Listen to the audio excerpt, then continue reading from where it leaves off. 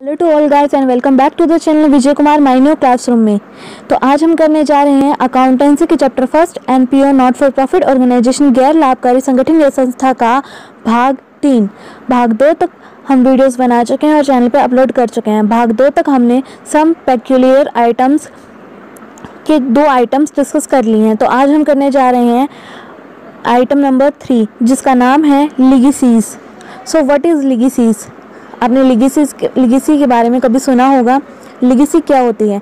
Legacy वो एक amount होती है जो कि ऑर्गेनाइजेशन को डिसीज पर्सन के द्वारा रिसीव होती है एज पर हिज और हर विल।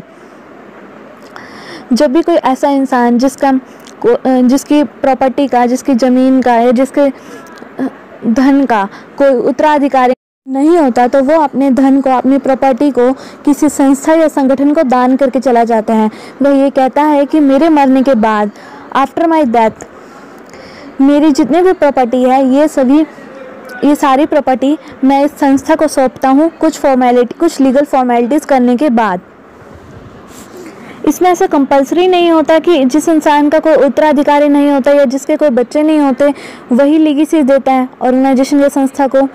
जिसके बच्चे होते हैं और वो अपने बच्चे नहीं देना चाहता तो वह भी अपनी प्रॉपर्टी को फॉर्म या संस्था को दान कर सकता है। अब लीगेसी ये 2 टाइप्स की होती हैं, 2 तरह की होती हैं। एक होती है स्पेसिफिक लीगेसी और एक होती है जनरल लीगेसी।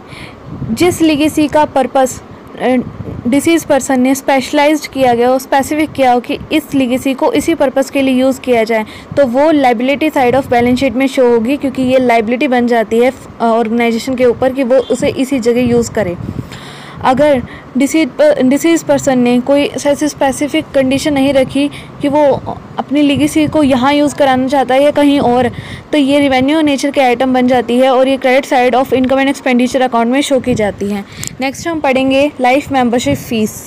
इसका मतलब होता है कि कुछ मेंबर्स जो ऑर्गेनाइजेशन में होते हैं वो एक ही साथ अपने पूरे लाइफ मेंबरशिप फीस पे कर देते हैं instead of paying periodic subscription या तो हम पर मंथ देते हैं या फिर क्वार्टर वाइज पे करते हैं या फिर 6 मंथ पे बाद भी पे करने का ऑप्शन होता है हमारे सामने। तो इन पीरियोडिक सब्सक्रिप्शन से बचने के लिए कुछ मेंबर्स होते हैं जो कि एक ही बार में जितनी उनकी लाइफ है या फिर जितनी उस ऑर्गेनाइजेशन की लाइफ है, पूरी लाइफ मेंबरशिप फ़ी पे कर देते हैं ताकि उन्हें बार बार सब्सक्रिप्शन पे ना करना पड़े। ये एक कैपिटल नेचर की आइटम होती है, ये एक लाइबिलिटी बन जाती है क्योंकि ये पूरे ज़िंदगी की, पूरी लाइफ की एक बार पे होती है, तो आगे के लिए ये ऑर्गेनाइजेशन के ऊपर एक लाइबिलिटी बन जाती है। ये liability side of balance sheet में शो होगी लीगेसी आइटम नाम से। नेक्स्ट हम पढ़ने जा रहे हैं entrance fees. What is entrance fees? Entrance fees को हम एडमिशन फीस भी कहते हैं। जब भी हम किसी स्कूल में, नॉर्मली एग्जाम्पल लें, स्कूल या फिर किसी क्लब में मेंबरशिप ज्वाइन करते हैं तो उसके लिए हमें एंट्रेंस फीस भरनी पड़ती है। ऐसी ऑर्गेनाइजेशन में हमें एंटर करने के लिए एंट्रेंस फीस या फिर एडमिशन फ़ीस भरनी पड़ती है। अब एंट्रेंस फीस कोई क्यों भरता है? जब किसी व्यक्ति को किसी ऑर्गेनाइजेशन का या फिर किसी संस्था का मेंबर बनना हो तो वो एंट्रेंस फीस पे करेगा। अब इस बात पे लोगों के अलग अलग ओपिनियन है। कई लोग कहते हैं कि एंट्रेंस फीस रेवेन्यू नेचर की होती है और कई लोग कहते हैं कि एंट्रेंस फीस कैपिटल नेचर की होती है। जो इसे कैपिटल नेचर का कहते हैं उनका मानना ये है कि हमें एक इंसान से लाइफ टाइम में एक ही बार एंट्रेंस फीस रिसीव होती है, इसलिए कैपिटल नेचर की होती हैं। और जो इसे रेवेन्यू नेचर का मानते हैं उनका मानना है कि हमें अलग अलग इंसान से एंट्रेंस फीस बार बार रिसीव तो होती रहती है, इसलिए ये रेवेन्यू नेचर की होती है। अब ये डिपेंड है कि क्वेश्चन पे उन्होंने क्वेश्चन में क्या दे रखा है। अगर क्वेश्चन में ये स्पेसिफाइड है कि ये जो एंट्रेंस फीस है इसे हम कैपिटलाइज मानेंगे तो हम इसे बैलेंस शीट की लाइबिलिटी साइड में शो करेंगे। लेकिन अगर ऐसा कुछ नहीं दे रखा, क्वेश्चन साइलेंट है इस बारे में, तो हम इसे रेवेन्यू नेचर का मानेंगे और इनकम एंड एक्सपेंडिचर अकाउंट में क्रेडिट कर देंगे। सो नेक्स्ट हमारे सामने आता है सेल ऑफ ओल्ड एसेट। अब एसेट है, एसेट की सेल हुई है तो ये कोई रेवेन्यू नेचर का तो होगा नहीं। जब हम भी किसी भी एसेट की सेल करते हैं तो हम इसे debit side of receipt and payment account में शो कर देते हैं। लेकिन अगर एसेट को सेल करने से हमें प्रॉफिट या लॉस हुआ है तो उस प्रॉफिट या लॉस को हम इनकम एंड एक्सपेंडिचर अकाउंट में शो करेंगे। अगर हमें प्रॉफिट हुआ है तो हम क्रेडिट साइड में, और अगर लॉस हुआ है तो डेबिट साइड में शो करेंगे। प्लस में जितनी भी अमाउंट की एसेट सेल की है उस बैलेंस शीट में से माइनस कर देंगे।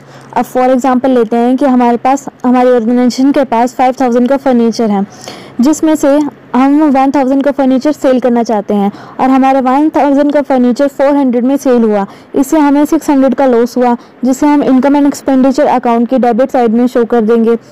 अब बैलेंस शीट में एसेट साइड में फर्नीचर लिखेंगे हम 5000, माइनस कर देंगे 1000, इज इक्वल में डालेंगे 4000। तो जो वैल्यू हम लिखेंगे फर्नीचर की करेंटली हमारे पास है, हमारी बैलेंस शीट में वैल्यू लिखेंगे हम 4000 रुपीज़। नेक्स्ट हम पढ़ेंगे सेल ऑफ पीरियोडिकल्स। पीरियोडिकल की सेल जो होती है ऑर्गेनाइजेशन के लिए वो रिकरिंग नेचर की होती है, इसलिए हम इनकम एंड एक्सपेंडिचर अकाउंट में इसे शो करेंगे क्रेडिट साइड में। पीरियोडिकल्स हमारा होता है मैगजीन्स जो weekly, monthly, quarterly, yearly publish होती हैं। नेक्स्ट हमारे सामने आइटम आती है sale of old sports material. अब स्पोर्ट्स मटेरियल जो है जो फर्म में आया, और स्पोर्ट्स मटेरियल किस लिए आया, खेलने के लिए। अब खेलेंगे तो डैमेज भी होगा, अब डैमेज भी होगा तो सेल भी होगी, तो इसलिए ये रिकरिंग नेचर की होती है, इसे इनकम एंड एक्सपेंडिचर अकाउंट में क्रेडिट साइड में शो करेंगे। ये रेगुलर फीचर होती है स्पोर्ट्स क्लब की, तो इसे रिकरिंग नेचर और रेवेन्यू नेचर का ही माना जाएगा। नेक्स्ट है हमारे पास पेमेंट ऑफ ऑनरेरियम। तो ऑनरेरियम की पेमेंट क्या होती है? It is the amount paid to the person who is not the employed of the organisation. ये वो अमाउंट होती है जो कि एक ऐसे इंसान को दी जाती है जो कि ऑर्गेनाइजेशन के लिए काम तो करता है लेकिन ऑर्गेनाइजेशन में काम नहीं करता, वो ऑर्गेनाइजेशन से अलग होता है और वहाँ सिर्फ किसी पर्टिकुलर काम करने के लिए आता है। जैसे कि अकाउंटिंग में ऑडिटिंग के लिए अकाउंटेंट्स बाहर से आते हैं, तो वो एक एग्जांपल है जगह पेमेंट ऑफ ऑनरेरियम का। ये भी एक रेवेन्यू नेचर का एक्सपेंस है, इसलिए इसे इनकम एंड एक्सपेंडिचर अकाउंट में डेबिट कर दिया जाएगा। So the next item is endowment fund. What is endowment fund? Endowment fund वो फंड होता है जो कि अराइज होता है किसी गिफ्ट से, जिससे मिलने वाली इनकम किसी स्पेसिफिक पर्पस के लिए डोनेट होती है। ये क्योंकि स्पेसिफिक पर्पस के लिए होती है इसीलिए कैपिटल रिसिप्ट होती है, और कैपिटल रिसीट होने के कारण इसे liability side of balance sheet में शो किया जाएगा।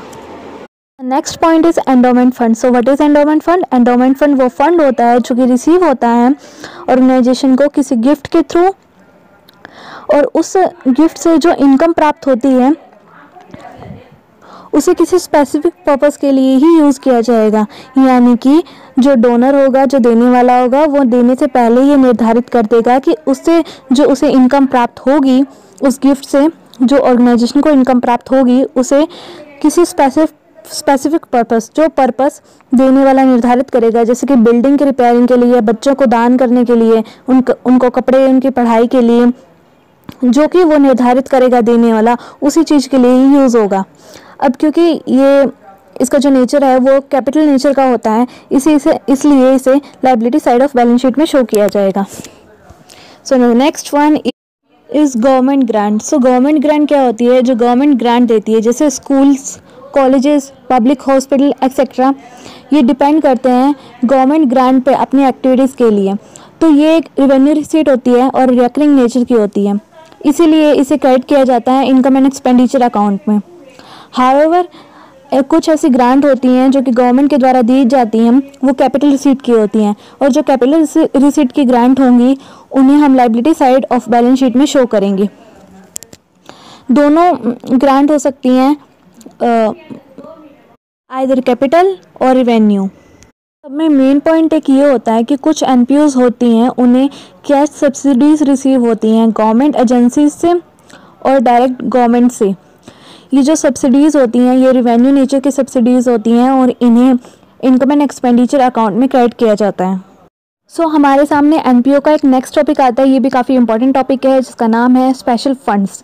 एज द नेम सजेस्ट, जैसे कि नाम बता रहा है, स्पेशल फंड्स यानी कि वो फंड्स जो कि क्रिएट ही स्पेशली किसी पर्टिकुलर चीज़ के लिए किए गए हों। जैसे कि मैच फंड, जो मैच फंड है वो उसमें जितनी भी इनकम्स आएंगी या फिर एक्सपेंसेस होंगे उसी फंड से प्लस या माइनस किए जाएंगे, तो उन्हें कहते हैं स्पेसिफिक फंड्स। जब भी हम ऑर्गेनाइजेशन में होने वाली किसी भी पर्टिकुलर एक्टिविटी के ऊपर कोई फंड बनाएंगे तो उनमें उस फंड से रिलेटेड जितनी भी इनकम्स और एक्सपेंसेस होंगे वो उसी फंड में से माइनस होंगे और वो फंड शो होगा liability side of balance sheet में। इस फंड के एक्सपेंसेस और इनकम्स का यानी कि रिसीट और पेमेंट का इनकम एंड एक्सपेंडिचर से कोई भी रिलेशन नहीं होगा। फॉर एग्जाम्पल के लिए हम इलस्ट्रेशन नंबर 8 डिस्कस करेंगे जो कि एनसीईआरटी की बुक से मैं करा रही हूँ। ये इमेज आपको स्क्रीन पे शो हो जाएगी। So the first I will read and then I will explain. Show how would you deal with the following items in the financial statements of a club. जिसमें क्या दे रखा है, डिटेल्स दे रखी है। प्राइस फंड है 80,000 credit में, price fund investment है 80,000 debit में। मीन्स कि फंड बनाया और उस फंड को इन्वेस्ट कर दिया। अब इन्वेस्टमेंट से इनकम रिसीव हुई है 8,000 और प्राइजेस अवॉर्ड की गए हैं। प्राइस फंड में से जो मतलब कि कुछ पैसे निकाल के प्राइजेस अवॉर्डेड की गए हैं जो हैं 6,000 के। अब बैलेंस शीट में हम शो करेंगे। बैलेंस शीट के प्रोफार्मा के बारे में हमने पहले ही डिस्कस कर लिया है, तो अब बैलेंस शीट जैसे बना देते हैं कि लेफ्ट हैंड साइड में हम सारे लायबिलिटीज़ लिखेंगे और राइट हैंड साइड में एसेट्स लिखेंगे।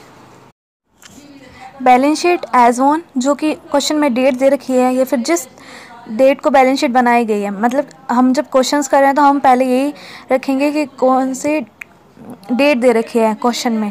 अगर क्वेश्चन में डेट नहीं दे रखी है तो हम डॉट डॉट करके छोड़ देंगे। हम प्राइस फंड लिखेंगे liability side of balance sheet में, क्योंकि ये एक स्पेसिफिक फंड है और स्पेसिफिक पर्पस के लिए क्रिएट हुआ है। प्राइस फंड लिखेंगे लायबिलिटी साइड में 80,000 से। उसके बाद हमें नेक्स्ट दे रखा है प्राइस फंड इन्वेस्टमेंट, यानी कि इसी प्राइस फंड की इन्वेस्ट कर दिए हैं हमने। ये मेंशन नहीं है इंटरनल एक्सटर्नल कहीं भी किए हों, मेन ये है कि हमने इन्वेस्ट किए हैं। जब भी हम किसी चीज़ को इन्वेस्ट करते हैं तो वो हमारी एसेट क्रिएट होती है और एसेट हम एसेट साइड में लिखेंगे तो एसेट साइड में हम लिख देंगे 80,000। देन हमारा नेक्स्ट पॉइंट आता है कि हमें इन्वेस्टमेंट से इनकम रिसीव हुई है। इन्वेस्टमेंट से इनकम रिसीव हुई है तो हम इसे प्राइस फंड में लायबिलिटी साइड में प्राइस फंड में ही ऐड कर देंगे, जिससे हमारा आंसर आएगा 88,000। प्लस में हमने प्राइस अवॉर्ड किए हैं, अब क्योंकि हमने एक्सपेंस किया है, अवॉर्ड किए हैं, तो ये लेस होगा। 88,000 में 6,000 लेस होकर 82,000 आंसर आ जाएगा हमारा। ये एक एक्सट्रैक्ट है बैलेंस शीट का। बैलेंस शीट का एक्सट्रैक्ट होता है बैलेंस शीट का एक पार्ट। वैसे तो बैलेंस शीट के दोनों साइड एसेट्स और लायबिलिटी मैच होने ज़रूरी है, बिकॉज ये एक एक्सट्रैक्ट है इसलिए मैच होना है, इसमें कोई मैंडेटरी नहीं है। सो हम नेक्स्ट आगे करेंगे। नेक्स्ट हमारे सामने टॉपिक आता है cost of consumable goods. So what is consumable goods? हमारे क्वेश्चन में ऐसे आइटम्स दे रखी होती हैं जिनका ओपनिंग स्टॉक और क्लोजिंग स्टॉक क्वेश्चन में गिवन होता है और इनके payment receipt and payment account में गिवन होती है। ऐसे गुड्स को कंज्यूमेबल गुड्स कहा जाता है। इन गुड्स के कुछ एग्जांपल्स हैं food stuffs, medicine, postage, stationery etcetera. और कंज्यूमेबल गुड्स को कैलकुलेट कैसे किया जाए? सबसे पहले परचेज ऑफ कंज्यूमेबल गुड्स, यानी उस कंज्यूमेबल गुड्स को जब जितने में भी हमने परचेज किया वो अमाउंट, उसमें ओपनिंग स्टॉक प्लस करके क्लोजिंग स्टॉक माइनस करने के बाद जो बैलेंस आएगा उसे हम इनकम एंड एक्सपेंडिचर अकाउंट में शो कर देंगे। कंज्यूमेबल गुड्स के ओपनिंग स्टॉक को हम ओपनिंग बैलेंस शीट में शो करेंगे और क्लोजिंग स्टॉक को क्लोजिंग बैलेंस शीट में शो करेंगे। और अगर हमें क्वेश्चन में क्रेडिटर्स दे रखे हैं तो हम ओपनिंग क्रेडिटर्स को माइनस करके क्लोजिंग क्रेडिटर्स को प्लस कर देंगे। नेक्स्ट हमारे पास इस चैप्टर का लास्ट टॉपिक है income and expenditure account based on trial balance. In case of NPO not for profit organization, normally the income and expenditure account and the balance sheet prepared is based on receipt and payment account and the additional information given. Normally NPOs में income and expenditure account और balance sheet receipt and payment account of NPO के base पे बनाई जाती है और जो भी एडिशनल इन्फॉर्मेशन दे रखी है उनके बेस पे बनाए जाते हैं। लेकिन हम आगे पढ़ने जा रहे हैं कि income and expenditure account receipt and payment account के बेस पे नहीं बल्कि ट्रायल बैलेंस के बेस पे कैसे बनाया जाता है और कुछ एडिशनल इन्फॉर्मेशन के साथ। नेक्स्ट हम इलस्ट्रेशन देखते हैं, इलस्ट्रेशन नंबर 14, जिसमें हमें ट्रायल बैलेंस दे रखा है और उसके बेस पे हमें income and expenditure account prepare करना है। तो let's see. From the trial balance and other information given below for a school, prepare income and expenditure account for the year ended 31st March 2017 and a balance sheet as on that date। हमारे debit side में कुछ balances हैं और credit side में कुछ balances हैं। Additional information दे रखी है, ट्यूशन फीस अभी रिसीव होनी बाकी है 25,000 रुपये, सैलरी पे करनी बाकी है 30,000 रुपये, फर्नीचर जिसके कॉस्टिंग 40,000 रुपये है वो हमने 1 अक्टूबर 2016 को ख़रीदा और 20,000 में बेच दिया। फर्नीचर जिसकी बुक वैल्यू 50,000 रुपये है वो 20,000 में सोल्ड हुआ। डेप्रिसिएशन फर्नीचर पे 10% पर एनम लगना है, 15% लाइब्रेरी बुक्स पे और 5% बिल्डिंग पे। सो नेक्स्ट सॉल्यूशन है, सबसे पहले हम इनकम एंड एक्सपेंडिचर का प्रोफॉर्मा बनाएंगे for the year ending on March 31, 2017। Debit side में हम एक्सपेंडिचर लिखेंगे एंड क्रेडिट साइड में हम इनकम लिखेंगे।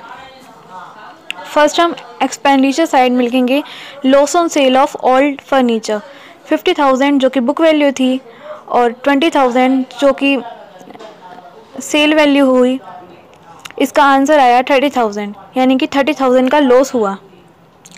नेक्स्ट हम सैलरीज के बारे में लिखेंगे 5 लाख रुपये सैलरीज थी जो कि हमें देनी थी और 30,000 रुपये एडिशनल इन्फॉर्मेशन नंबर सेकंड में लिखा हुआ है कि 30,000 रुपये आउटस्टैंडिंग है इस साल की देना, तो 30,000 रुपये हम उसमें प्लस करेंगे यानी कि 5,30,000 आंसर आएगा।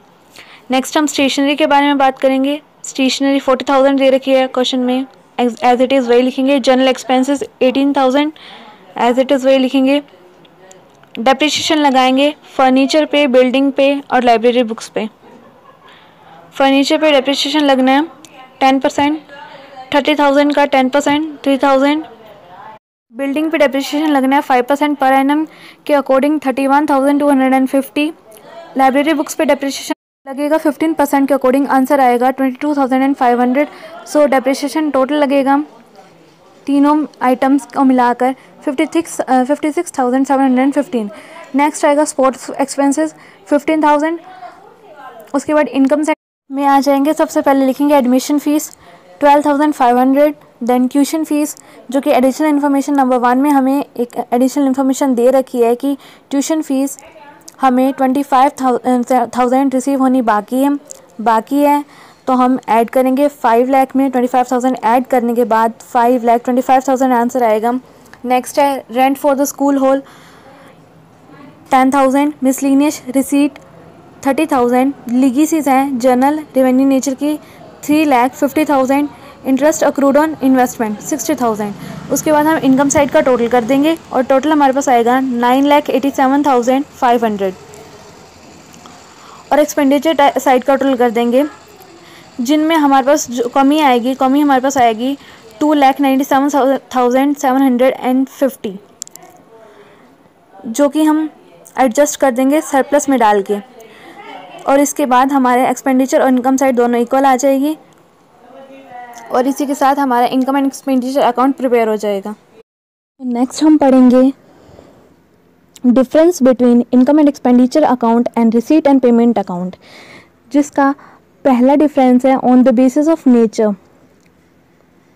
Income and expenditure account profit and loss account की तरह होता है और receipt and payment account summary होती है कैश बुक की। Nature of item is the second base.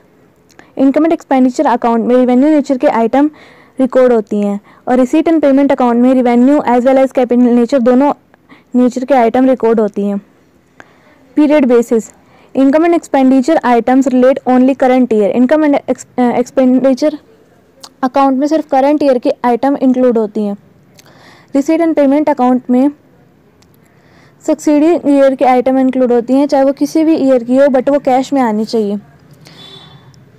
Fourth point है debit side. Income and expenditure account में डेबिट साइड में सारे एक्सपेंसेस और लॉसेस रिकॉर्ड होते हैं। रिसीट एंड पेमेंट अकाउंट में डेबिट साइड में सारे रिसीट्स रिकॉर्ड होती हैं। Credit side, income and expenditure account में क्रेडिट साइड में सारे इनकम्स और गेन्स रिकॉर्ड होते हैं। रिसीट एंड पेमेंट अकाउंट में क्रेडिट साइड में सारी पेमेंट्स रिकॉर्ड होती हैं। नेक्स्ट पॉइंट है depreciation. Income and expenditure account में डेप्रिसिएशन इंक्लूड होता है। रिसीट एंड पेमेंट अकाउंट में डेप्रिसिएशन इंक्लूड नहीं होता। नेक्स्ट पॉइंट है opening balance. Income and expenditure account का ओपनिंग बैलेंस नहीं होता। रिसीट एंड पेमेंट अकाउंट का ओपनिंग बैलेंस होता है cash in hand, at cash in bank और overdraft balance. Next last point है closing balance. Income and expenditure account का closing balance reveal करता है सरप्लस और डेफिशिएंसी को। रिसीट एंड पेमेंट अकाउंट का क्लोजिंग बैलेंस रिवील करता है कि at the end of the year हमारे पास कितना कैश इन हैंड है और कितना कैश एट बैंक है। इसी के साथ हमारा पार्ट 3 और last part of the chapter NPO not for profit organisation, गैर लाभकारी संगठन कंप्लीट होता है। हमने इस चैप्टर को, एनपीओ वाले चैप्टर को 3 पार्ट्स में डिवाइड किया था। First part 1, second part 2 and third part 3। Part 3 के साथ ये चैप्टर पूरी तरह से कंप्लीट होता है। नेक्स्ट हम करेंगे चैप्टर नंबर 2, पार्टनरशिप फॉर्म के fundamentals. Thank you so much for watching this video. Please like, share and subscribe the channel. Please like this video, share this video and subscribe the channel.